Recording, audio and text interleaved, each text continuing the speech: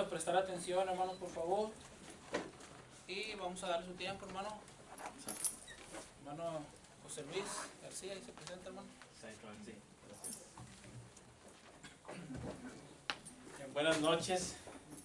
Es un gusto saludarles de la Iglesia Bíblica Unidos en Cristo. Mi nombre es José Luis García. Y pues nos reunimos normalmente los pastores una vez al mes, y ahí conocí al hermano Pablo en esta reunión de pastores y colaborando también en Pasión por su Palabra, esta conferencia que pretende servir a la Iglesia Evangélica de Monterrey con sana doctrina.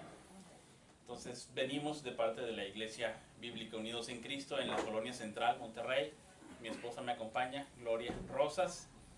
Y vamos el día de hoy a maravillarnos de esa gracia del Señor. Ortega y Gasset decía este hombre, maravillarse, sorprenderse es empezar a entender. Cuando uno se maravilla es que empezó ya voy entendiendo, ¿sí? Y quiero que el día de hoy, en este pasaje de Jeremías capítulo 13, la señal del cinto, nosotros podamos maravillarnos de la gracia del Señor. Ese es el propósito, una maravilla por el Señor que nos lleve a la adoración. Una adoración por quien es Él y por lo que Él ha hecho. Entonces, la idea de este mensaje el día de hoy es que usted y yo podamos maravillarnos del Señor, sorprendernos de lo que Él ha hecho. Si bien en este tiempo fue un mensaje de juicio, ahora nosotros podemos adorarle, maravillarnos, gozarnos de lo que Cristo logró y que gracias a Él nosotros ahora podemos entrar a esta gracia. Entonces vamos a este pasaje en Jeremías capítulo 13, vamos a leer la palabra del Señor en los versículos del 1 al 11. Amén. La señal del cinto. Dice la palabra del Señor: así me dijo Jehová, ve y cómprate un cinto de lino, y cíñelo sobre tus lomos, y no lo metas en agua. Y compré el cinto conforme a la palabra de Jehová, y lo puse sobre mis lomos. Vino a mí segunda vez palabra de Jehová diciendo: toma el cinto que compraste, que está sobre tus lomos, y levántate, y vete al Éufrates, y escóndelo allá en la hendidura de una peña. Fui pues, y lo escondí junto al Éufrates, como Jehová me mandó. Y sucedió que después de muchos días me dijo Jehová: levántate y vete al Éufrates, y toma de allí el cinto que te mandé esconder allá. Entonces fui al Éufrates, y cavé, y tomé el cinto del lugar donde lo había escondido, y he aquí que el cinto se había podrido, para ninguna cosa era bueno. Y vino a mí palabra de Jehová diciendo: así ha dicho Jehová, así haré podrir la soberbia de Judá y la mucha soberbia de Jerusalén. Este pueblo malo que no quiere oír mis palabras, que anda en las imaginaciones de su corazón y que va en pos de dioses ajenos para servirles y para postrarse ante ellos, vendrá a ser como este cinto, que para ninguna cosa es bueno. Porque como el cinto se junta a los lomos del hombre, así se juntará a mí toda la casa de Israel y toda la casa de Judá, dice Jehová, para que me fuesen por pueblo y por fama, por alabanza y por honra, pero no escucharon. Esta es la palabra del Señor. Amén. El profeta Jeremías inició muy joven a profetizar en el pueblo de Israel. El pueblo ya estaba en la tierra prometida, ya había pasado todo lo del desierto, habían sido salvados con grandes poderes y maravillas de parte de Dios de la esclavitud egipcia, ya habían sido introducidos a la tierra prometida, habían tenido sus reyes y habían pasado un buen tiempo, pero en el transcurso de todo ese tiempo ellos se habían apartado de Dios, se habían vuelto religiosos. Algunos se habían apartado en pos de dioses ajenos, externamente guardaban la religión, pero en el corazón estaba muy lejos de Dios, solamente era de labios. Y Dios les mandaba profetas Y como les había dicho en Deuteronomio, les dijo, si ustedes se apartan de mí, si entrando a la tierra prometida ustedes me abandonan, yo también los voy a abandonar y van a ser derrotados y van a ir a cautividad y se van a ir lejos de la tierra prometida. Dios los va a echar de ahí. Y manda profetas. Uno de ellos es Jeremías. Jeremías va a tener un ministerio largo. Le va a tocar el último tiempo del pueblo en la tierra prometida. Le va a tocar el momento en que van a ser asediados por Babilonia, en que van a ser derrotados. Le va a tocar ver ese tiempo en que la ciudad está en llamas, por eso está Lamentaciones, donde ve todo destruido. Le va a tocar esos momentos. Tuvo un ministerio muy largo y siempre el Señor le daba palabra para llevar a su pueblo. A veces esta palabra era en forma de señales y aquí le da una señal, la del cinto. En esta ocasión le dice a Jeremías, Jeremías, vas a ir y te vas a comprar un cinto de lino. Y pues todo el pueblo está viendo a Jeremías, lo ve en la plaza, lo ve en la calle, lo ve por donde va.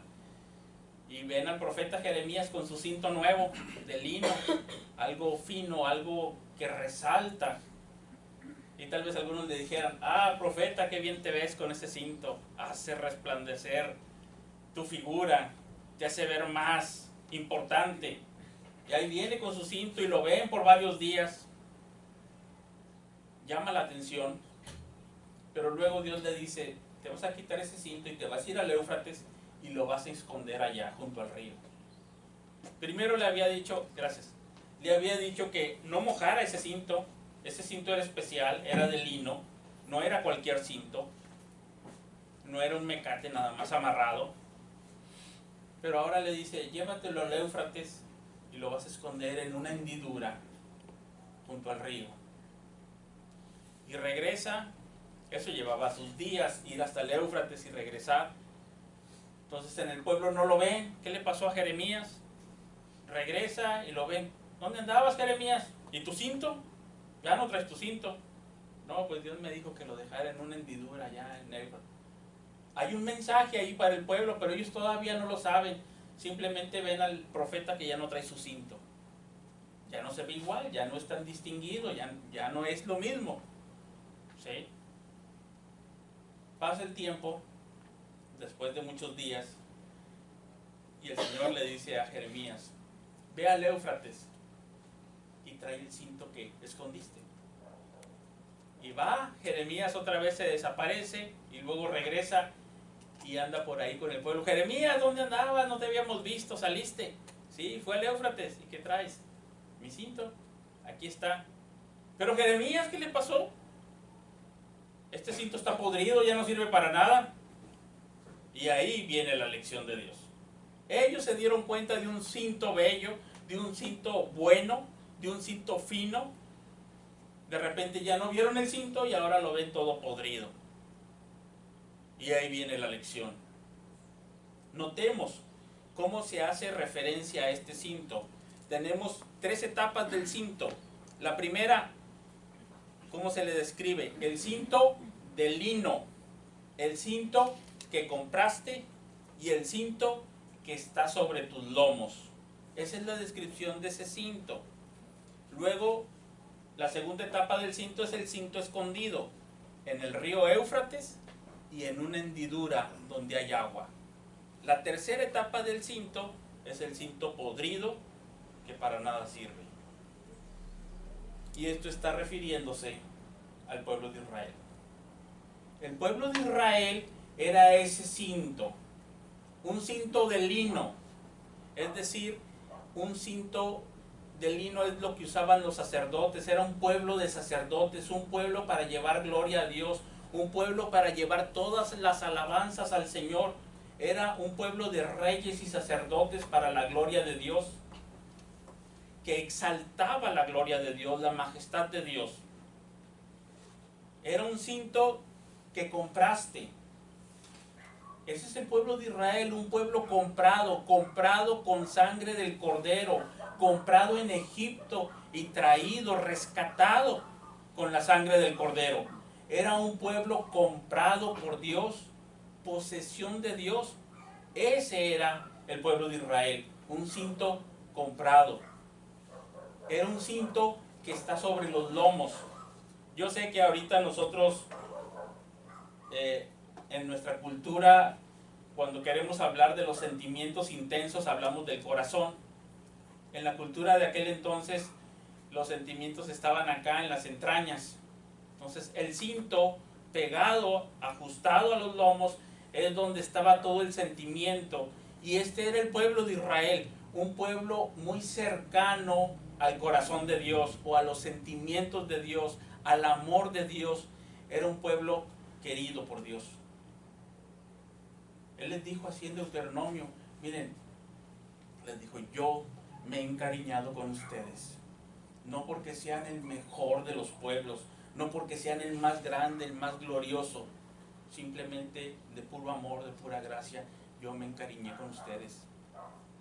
Ese era el pueblo de Israel, un pueblo de sacerdotes como el cinto de lino, un pueblo comprado a la sangre del cordero como el cinto comprado, un pueblo que está sobre los lomos como ese cinto que se ata cercano al amor de Dios.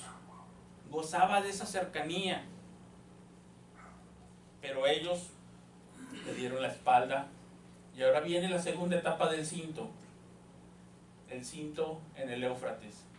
El cinto en una hendidura donde hay agua.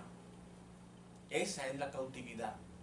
Ese es el pueblo de Israel en la cautividad babilónica. Y el profeta Jeremías les dice, si ustedes no deciden dar gloria a Dios, Dios los va a enviar a la cautividad y van a estar ahí en una hendidura, en el Éufrates, en la humedad. Y eso habla del sufrimiento, de la opresión, de la estrechez, del momento de prueba. Ahí, en Babilonia. Porque no deciden dar gloria a Dios. Que finalmente es lo que pasó, fueron a la cautividad. El cinto, ahora es el cinto escondido. Escondido en Babilonia. Por muchos días. Y después de muchos días, viene la siguiente etapa. El cinto podrido. El cinto podrido, aunque parece solamente un castigo, es también un tiempo de purificación, porque Dios dice, lo que se va a podrir ahí es la soberbia del pueblo, para que se arrepientan y regresen de la cautividad y me honren y me glorifiquen a mí y me teman y me amen con todo su corazón. Más adelante al profeta Jeremías les va a decir, en aquel entonces yo haré un pacto nuevo, no como el pacto viejo, un pacto nuevo donde les voy a dar un corazón nuevo, un corazón que me ame. Y entonces cuando les dé ese corazón nuevo, ustedes me van a buscar y me van a hallar, porque me van a buscar con todo su corazón, porque fue transformado el corazón. El cinto podrido es la soberbia que se va a podrir, para que ellos no dependan de sí mismos, ni anden en su soberbia desechando a Dios, sino que humildemente se vuelvan arrepentidos al Señor, a Él, que es la razón de su vida. Lamentablemente, la nación de Israel decidió no dar gloria a Dios y fue a la cautividad. Y su historia fue la historia de ese cinto. Una historia muy triste, porque el cinto era para mucho más. Y decayó a ese grado. Y no es que a Dios le diera gusto. Si ustedes observan más adelante, fíjense en el versículo 15, cómo era el pesar de Dios, cuál era el sentimiento de Dios. Fíjense en el 15 y el 16, de ahí mismo de Jeremías 13. Escuchad y oíd, no os envanezcáis, pues Jehová ha hablado. Dad gloria a Jehová vuestro Dios, Dios vuestro, antes que haga venir tinieblas, antes que vuestros pies tropiecen en montes de oscuridad, y esperéis luz, y os la vuelva en sombra de muerte y tinieblas.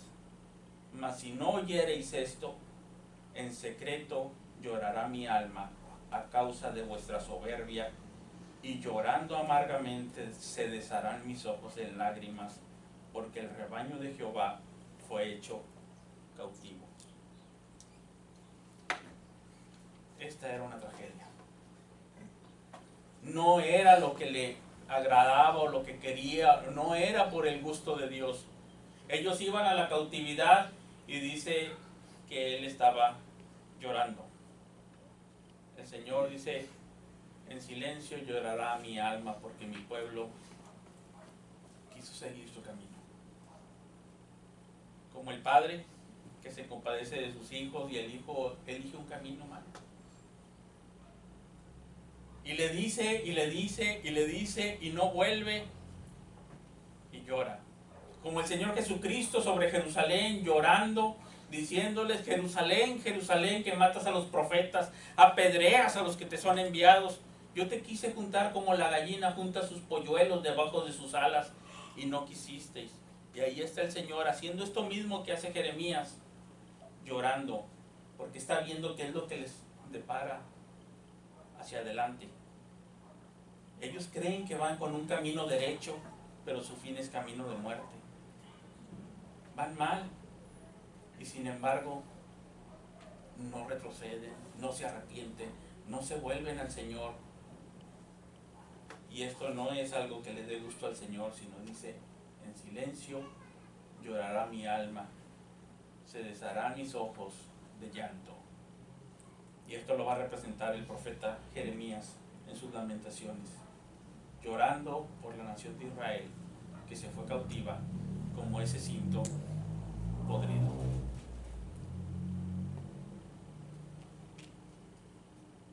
Ahora, quisiera que viéramos esta misma analogía del cinto de manera cristológica y que ahora podamos observar cómo el Señor Jesucristo es ese cinto que está simbolizando aquí a la nación de Israel y cómo el Señor Jesucristo toma su lugar como un Mesías y cómo Él es precisamente un cinto de lino, es decir, un rey y sacerdote, nuestro fiel y gran sumo sacerdote, que alaba al Señor, que tiene que ofrecer y se ofrece a sí mismo al Señor. Él es ese cinto comprado, como rescatado de Egipto simbólicamente, cuando Herodes lo quiere matar. Ustedes recuerdan que se van a Egipto y entonces el evangelista Mateo dice, de Egipto llamé a mi hijo, haciendo la simbología de que Cristo estaba representando a toda la nación de Israel como rescatado, como comprado de Egipto. Él es el cinto que está pegado a los lomos de Dios, es decir, cercano al amor de Dios. El Señor le dice, este es mi Hijo amado en quien tengo complacencia. Él es el cinto de lino, Él es el cinto comprado, Él es el cinto que está sobre los lomos, cercano al corazón de Dios, Cristo. No cualquier cinto, es el cinto resplandeciente, el que cumple cabalmente todo y que sin haber cometido pecado, Él va a la cautividad. No porque haya pecado, sino cargando el pecado de todos nosotros. Él voluntariamente va a la cautividad, a esa estrechez, a esa hendidura, a ese castigo, pero no por Él. Él va a la cautividad, el profeta Isaías lo va a representar en el capítulo 52 y 53, diciendo que Él mismo toma el pecado de todo el pueblo y dice que enmudece como una oveja que va al matadero y es despreciado, desechado, y es como que si fuera la cautividad y todos lo golpean y se burlan de Él y va a la cautividad, pero no a la cautividad babilónica, va a la cautividad más grande y terrible de todas, la muerte. A la más grande cautividad y temida por toda la humanidad, la muerte. Aquella cautividad que entró por el pecado, y por el pecado entró la muerte, y la muerte pasó a todos los hombres. Él va a la muerte, no por pecados, sino voluntariamente, a estar ahí, simbólicamente, como ese cinto escondido en la tumba 3 días y 3 noches. Cristo es ese cinto que va ahí podrido, desechado, por cargar con tus pecados y con los míos. Eso es lo que fue ahí a la cruz. Pero no se quedó ahí. Él venció la muerte y regresó de la cautividad victorioso, glorioso, grande, triunfante. Derrotó de una vez y para siempre y nos mostró con su resurrección el camino, la vida, esa vida que ofrece. Gracias a su obra es que nosotros podemos vivir. Gracias a que Él vive, nosotros tenemos vida creyendo en Jesucristo. Él restauró lo que el pueblo de Israel no hizo bien. Él restauró nuevamente el camino para que podamos glorificar a Dios, para que podamos ser un pueblo para Dios. Así que la primera parte, con respecto a la señal del cinto, tiene que ver con el pueblo de Israel. Es algo histórico, algo que sucedió. La segunda parte tiene que ver con Cristo, es cristológico, tiene que ver con Él. Él restaura la gloria de Dios de una vez y para siempre, en definitiva. Como leímos ahorita en Romanos, que todos pecamos, estamos destituidos de la gloria de Dios, y entonces se manifestó Jesucristo. Y Él es la propiciación por nuestros pecados. En Él somos justificados, judíos y gentiles, y todos en Él encontramos salvación. Ahora la tercera parte tiene que ver con nosotros. Un pueblo, la iglesia. Tú y yo, esta iglesia, la iglesia Oreb, es el cinto. ¿Pero cómo? Pues gracias a Cristo. Ahora la iglesia es el pueblo de Dios, es el cinto, un cinto de lino, que aunque no éramos pueblo, no éramos cercanos a Dios, éramos ajenos a los patriarcas, ajenos a los profetas, éramos lejanos. Él en Cristo nos hace cercanos y dice que ahora somos un pueblo de reyes y sacerdotes para anunciar las virtudes de Cristo. Ahora nosotros somos ese cinto de lino, ese pueblo que está hecho para la gloria de Dios. Ese pueblo que muestra a todos el Evangelio y que recoge de todos las alabanzas para el Señor, que le adora a Él, que vive para su gloria. Nosotros somos ahora ese cinto comprado no de Egipto, comprado de la esclavitud, del pecado, de una vez y para siempre, con la sangre del Cordero de Dios que quita el pecado del mundo, con la sangre de Cristo. Tú y yo fuimos comprados por precio, por Cristo. Somos ese pueblo, y somos un pueblo que está sobre sus lomos, cercano al corazón de Dios. Dice que somos trasladados al reino de su amado Hijo, al reino de su amor. Dios tiene su complacencia, su deleite, su disfrute en su iglesia, y está obrando en este mundo a través de su iglesia. Ahora la iglesia es ese cinto, un cinto de lino, un cinto comprado, un cinto cercano al corazón de Dios. Qué privilegio, ¿no? ¿Y por qué? ¿Porque somos mejores que los judíos? ¿Porque somos grandes, maravillosos? ¿Porque somos muy sabios y entendidos, ricos y poderosos? No. Simplemente, dice el apóstol Pablo, lo necio, lo vil, lo menospreciado escogió Dios para mostrar su gracia, su poder, su sabiduría. Solamente porque, dice, se encariñó con ustedes de pura gracia. Esa es la iglesia, que disfruta del cariño, del amor, de la cercanía de Dios.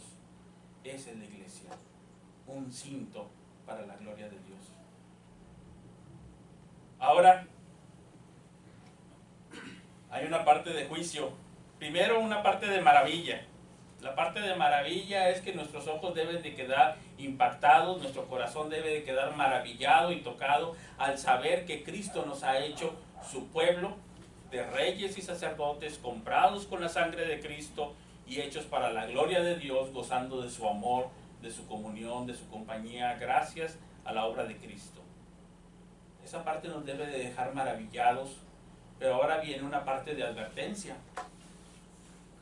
Y es donde el apóstol Pedro dice, tenemos que tener cuidado porque es tiempo de que el juicio empiece por la casa de Dios. Y tener cuidado de no ensoberbecernos, de no menospreciar, de no dejar de lado este grande privilegio, de no desechar a Dios o menospreciar a Dios, como lo hizo el pueblo de Israel, y luego ser un pueblo escondido, podrido. No es ese el deseo, no es esa la voluntad de Dios, no es ese el gozo y el disfrute de Dios. Debemos de vivir nuestras vidas para la gloria de Dios, para exaltarle a Él, para mostrar como si fuera ese cinto todas las virtudes de aquel que nos llamó, que ese cinto no llama la atención hacia sí mismo, sino hacia el varón que lo porta, y ese es nuestro Salvador. La iglesia no llama la atención hacia sí misma, llama la atención hacia Cristo. Hacia allá es hacia donde debemos de apuntar siempre. Que toda la alabanza, que toda la gloria, que todas las acciones de gracia sean siempre a Cristo. Hacia allá nos llaman. Es el tiempo nosotros de que examinemos nuestras vidas y podamos vivir para la gloria de Dios. Encontrar en Él misericordia, gracia, socorro, descanso para nuestra alma y poder valorar esto que el pueblo de Israel en su momento no valoró, pero que gracias a Cristo puede ser restaurado. Una vida que puede ser vivida de una manera diferente para la gloria de Dios. Esa es una vida que solamente se puede lograr por el poder de la resurrección de Cristo. Es la única manera de poder hacer morir lo terrenal en nosotros y vivir según el nuevo hombre creado según Dios, en justicia, en santidad, en amor, en unidad. Es la única manera, por el poder de la resurrección de Cristo. No hay otra manera. No hay otra manera de vivir como nuevas criaturas y dejar lo viejo como pasado y vivir en novedad de vida. Solamente por el poder de nuestro Señor Jesucristo. Él es poderoso para transformarnos y para llevarnos de gloria en gloria a su misma semejanza por su Santo Espíritu. Entonces Dios quiere usar esta iglesia. Dios quiere usarla. Por eso nos llamó, por eso nos compró, por eso nos reúne, para que nosotros en primer lugar le adoremos, en segundo lugar le sirvamos. Estas eran las dos implicaciones de la adoración en el Antiguo Testamento. Era representado con hincarse delante de alguien. Hincarse delante de alguien para adorar significaba dos cosas. Primero, admiración por el carácter de la otra persona, un carácter honorable. Y segundo, servicio. Decirle, aquí estoy para servirte. Y eso es lo que nos pide el Señor en adoración. Nosotros reconocer primero su carácter precioso, majestuoso, misericordioso, lleno de gracia, perdonador, que nos llama y nos recibe en Cristo.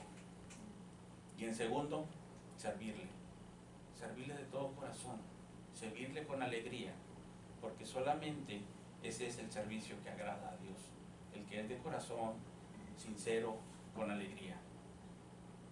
Es la manera de glorificarle y decir que Él es maravilloso. Servirle de mala manera, eso no glorifica a nadie. Ni siquiera un papá es honrado por su hijo si le sirve de mala manera, si le obedece a regañadientes. Obedecer de mala manera a Dios es decir que es un malvado y que nada más le obedecemos por temor al castigo. Pero obedecerle de buena manera le glorifica y es decir que Él es majestuoso, que Él es bueno, que Él es justo, que Él es digno de ser servido. Servirle con alegría es decirle, Señor, me da gusto servirte a ti. Eres lo más grande. a quien yo puedo dedicar mi vida. Él es a quien debemos de servir. Y entonces en silencio no llorará su alma, sino que habrá gozo, se alegrará sobre ti con cánticos de alegría. No llorando, sino que esto trae la gloria y el gozo del Señor. El gozo del Señor en nuestras vidas y el gozo del Señor en esa comunión. Y el gozo del Señor cuando extiende también su reino para que otros también le conozcan. Y hay gozo en el cielo cuando un pecador se arrepiente. Entonces, hermanos, recordemos el cinto. 3 estados del cinto. La primera, su descripción. El cinto de lino comprado que está sobre tus lomos. La segunda, que no queremos. El cinto escondido en el Éufrates y en una peña, en hendiduras, en aprietos.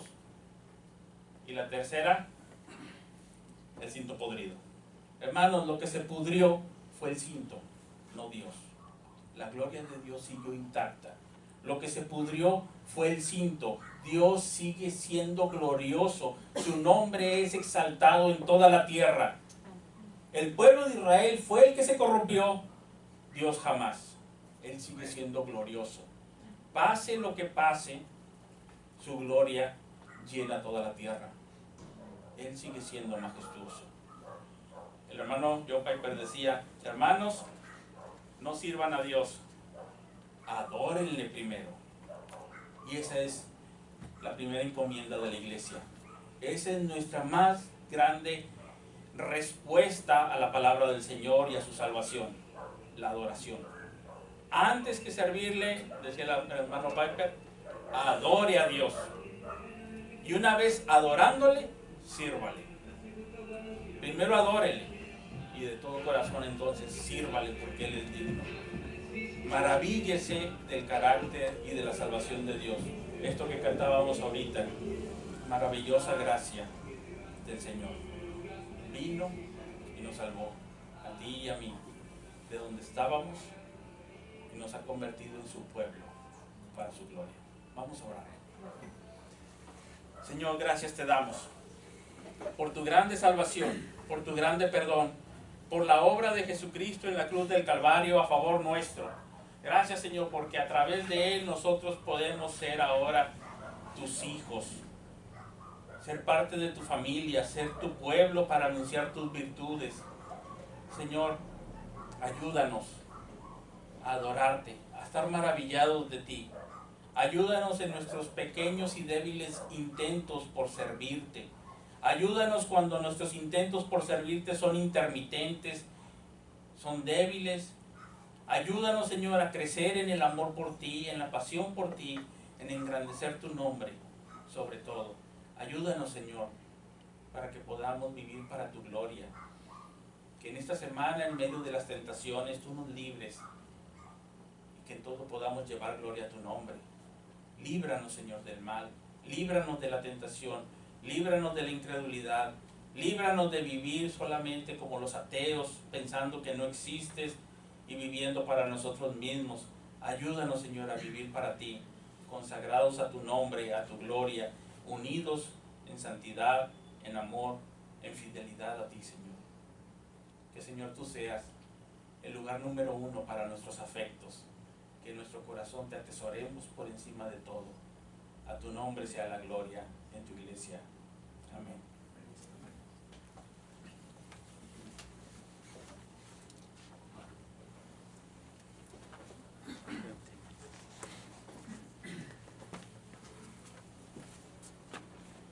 Gracias a Dios, hermanos, por el mensaje. Amén. Las 3 etapas